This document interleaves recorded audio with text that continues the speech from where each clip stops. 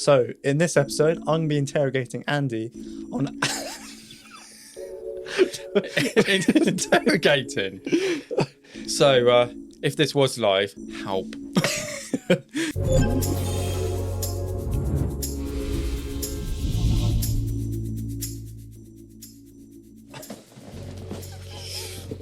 And we're back. Oh, yeah.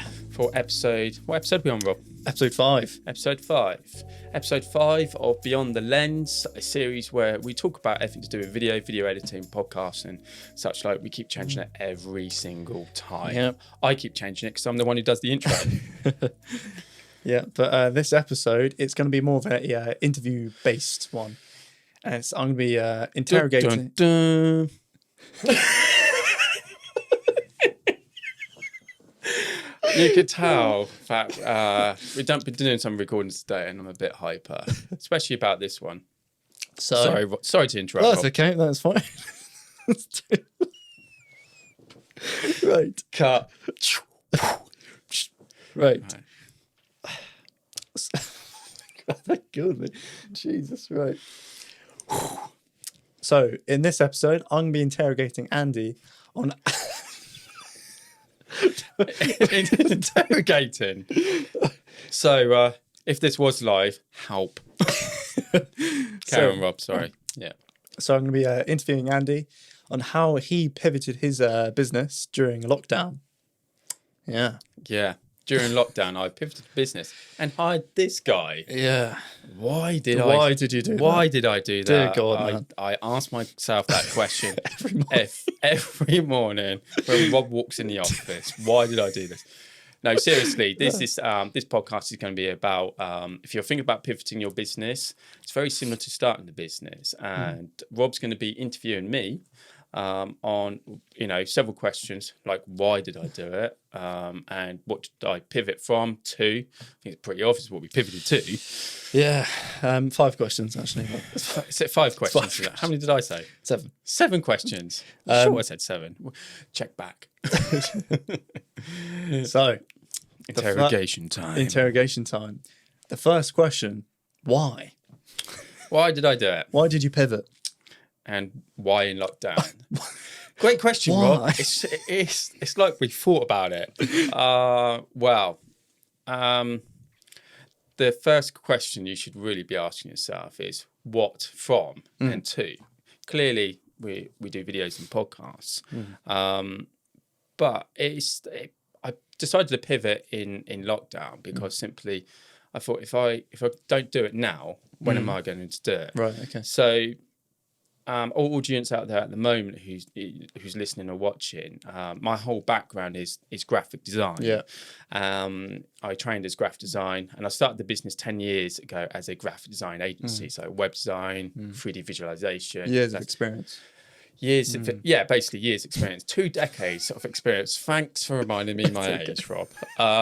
So that's how I started the business. And 3D visualization is an important element of why. So about 5 years ago, I got a drone license. Yep.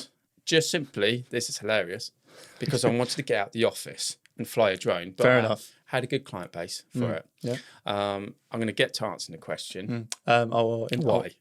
interject. How easy was it? How easy was what? Yeah. Pivoting your business. How easy was it? It's surprisingly easy because it wasn't like all of a sudden I went from A to B. Right, okay. As I said, 5 years ago, I got a drone license, which then led into doing more and more video work and having 3D visualization skills for shadows, lighting, setup. I was able to take the virtual world to the real world. Right, It's a okay. lot more expensive. No,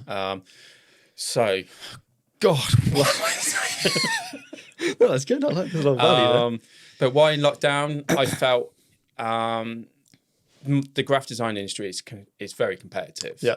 Not saying the videography industry isn't competitive, but I felt like I wanted to do something different. I felt like if I don't do it now, the world we're in, it's a wake up call. Yeah. Let's do it. So, I just decided to focus fully on it. And when I say I pivoted, I'd already been talking about just videos for about a year through Business Network. Yeah. But I decided to drop off all the other services off the website. And it's like saying, I'm not going to offer as much and just hope we get work. But that's why I did it in lockdown. And it's the recognition you get from video as well, isn't it? It's what spurs you on. Yeah, there's the recognition is a bit different. When I used to design logos and stuff, my clients would be very happy, or websites, but it doesn't have that same emotional connection. Yeah. Anybody who's been watching or listening to our podcast can tell that I'm quite animated, and I love being around people. And I felt like I was being stuck behind a desk, and being stuck behind a desk and in lockdown Feels like a prison. It wasn't horrific because there's a lot worse things out there, but it was a bit like, right, let's just get on with this. Yeah. On that front. So, what inspired you to do it? What inspired me? I would say the encouragement of the business networking groups. My fiance definitely goes without saying that she supports me fully with any sort of business decision. But what inspired me was the simple fact that I love technology. Yes. I love what it does, but I don't allow it to dictate my creativity. And I love sort of like the three-dimensional type thing. YouTube was a great inspiration for going on there. There's a lot of YouTubers I follow, I'm inspired by, and I just wanted to, I think what inspired me was for 2 decades of doing sort of graphic design work.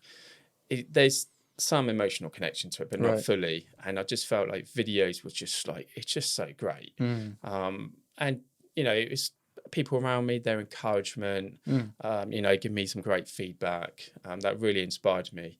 And when, obviously hit like the dips in the business, that sort of keeps you going. That brings me on to my other point. Any hurdles during your pivotization? Pivotization, is that a word? It's a brand new word I've just made up. Rob's come up with a brand new word. What was the question? I'll give that. My mind's not in the game. So during your pivotization, my brand new word. Brand new word. How easy was it? Any hurdles? Any hurdles? I think the biggest hurdle it's got to be, to be honest, financially. Because it's hell of an investment. I went from I went from having like a couple of cameras, some lighting, to suddenly needing to invest in a lot more gear. That was a big hurdle. But the other hurdle was, unlike design work where you can you can work on a logo and I could get a logo back to somebody in the same day. But with video work, it's there's a lot of planning, there's a lot of project stuff. So I think the biggest hurdle really was project management. Project management, processes and things like that, because it's a different beast. I was used to project management with building websites, but because they tend to go on for quite a long time, there's not really a deadline. But with videos, it's different. I knew that the value of videos for clients would make a dramatic difference to their business. So I was taking on more and more. And working longer and longer hours. So that was a very big hurdle, a big learning curve. Right. And finally, what would you say to anyone of our viewers who are thinking about pivoting their business? I would say go for it. What's holding you back? What you got to ask yourself, why are you thinking about pivoting? Is it you started your business, it's a year in, you thought you knew what you wanted to do, but down the road you either don't enjoy it as much as you think you're going to enjoy it, or there's not a niche for it.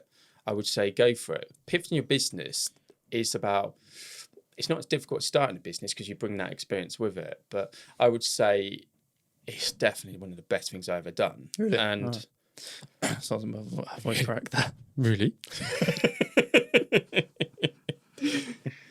Right. So that was our interview. That concludes our interview. It's only 10 minutes long. Yeah, so that's all the airtime you get. Throw some other questions my way. Well, we're going to spitball this section. So Rob, after listening to what I've said from somebody who's new in the game, and you are a direct result of me pivoting my business. I cloned you. I like to see myself as a clone. A clone. I just ordered Rob offline. Oh no, that sounds even worse. So with your new business in mind and your new clients, what's the main drawback from having your pre-existing clients from graphic design? Well, that is a great question. And I would actually say that is actually quite a hurdle. But you, That goes right. back to the hurdle. I mean, there's several hurdles, and that is definitely one of them. Yeah. So when you're pivoting your business, what do you do? It sounds really bad. What do you do about your existing clients? Do you carry on looking after them? Yeah. What do you do? So in my case, I'm still obviously looking after clients who comes to us for, the 3D visualization, which is really closely related to video anyway. Web design, we still manage some websites, but I decided to outsource or take on unofficial partner Steve Dunn, who's a graphic designer, who totally sort of like resonates with my ethos in business and design and ethics. And I'd probably say to anybody who's thinking about pivoting a business and he's got existing clients, there's several ways about it. You could either look at somebody to take them on, or you can outsource that element and make sure they're happy, because that's the worst thing. And that was really quite an emotional moment when I realized I was so busy doing like the new business, when a client phoned up and they wanted something and I couldn't turn it around the same day. That ate me up. It wasn't great. So that fear of just diminishing your relationships with your clients. It is. I mean, if clients understand, I mean, I did tell one of my clients that, the graphic design industry is competitive, and I'm not saying that I wasn't good at it whatsoever, just wanted to go in a different direction after so many years. Would you say there's any drawbacks from outsourcing? There's all sorts of drawbacks on outsourcing. I think there's mainly positives on outsourcing, especially if you've pivoted your business, because you can make sure that customer's happy. And at some point, you might have a transition phase where you move them totally over there. I was honest and transparent and saying, look, I'm not doing the work. I recommend this person to carry on working with. Yeah, that's a really tough one. I'm going to throw a question to Rob, because I felt like I've been in a bit of the hot seat here. Oh, no. So, Rob, hello. What's it like been working for a business who has pivoted? What do you see the difference? The difference? Obviously you're graphic designer. You've, with the business in mind, it's still got a hold of you. It's those pre-existing clients where you're pivoting your business now, and you're still being pulled back in a sense, just that old style of work. That's what I'd say. I would agree with you on that, and it's tough. It's definitely tough, but I wouldn't say don't go for it, because that's just part of riding the storm of change more than anything. Okay. So I think I've been maybe very honest on this one. I would like to know, because what I see a lot of is businesses sort of like rebranding, re-updating, relaunching. It's not the same as pivoting, because usually what they're doing is relaunching, is that it's the same service, but they're offering it in a slightly different way. Yep. Okay. Not like going from, I'm building websites, now I'm doing videography. Some people may question my qualification on that, but I like to say my 3D visualization qualification comes into play. That comes into creativity. So have you pivoted your business? Are you thinking about pivoting your business? What's holding you back from pivoting? Saying pivoting a lot, and the P's on a podcast is not the best. So we'd like to hear from you. So, whatever platform you're on, or follow us on social media, comment. What do you think of my open and honest podcast? Where's the best place they can find you? Here in the studio. No, joking aside, on social media, YouTube, follow us on youtube.com/pulse8media. Be fantastic. Throw us a DM on Instagram. DM on Instagram. So basically, follow us LinkedIn, Instagram, our own website, and YouTube.